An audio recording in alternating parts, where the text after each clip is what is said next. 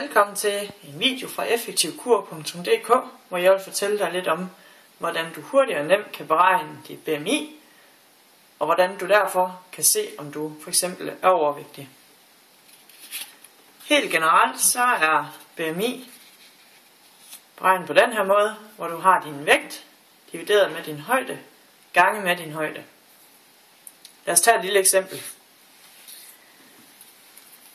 Lad os sige, at du vejer 69 kilo, og du er 1,73 høj,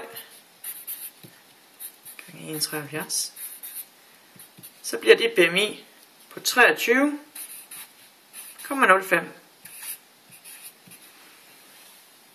I det her tilfælde, der er dit BMI inden for normalvægten, det vil sige, at du er normalvægtig, og det er du, fordi dit BMI ligger i intervallet mellem 18,5 og 25. Og det her interval 18,5 til 25, det er der din vægt skal ligge, hvis du skal være normalvægtig. Lad os tage et eksempel. Lad os sige, at du nu i stedet vejer 95 kilo. Du er stadigvæk 1,73.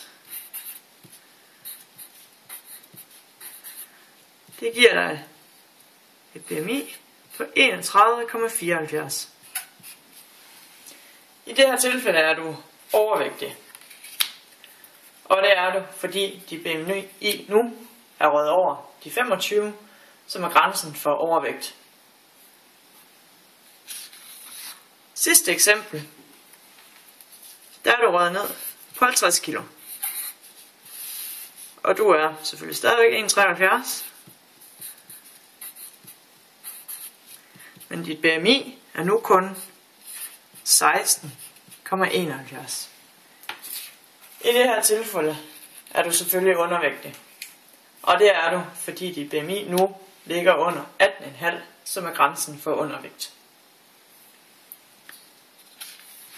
For at lære mere om dit BMI, og om hvordan du eventuelt kan tabe dig, og måske dyrke mere motion, eller bare generelt leve sundere, så kig ind på www.effektivkur.dk.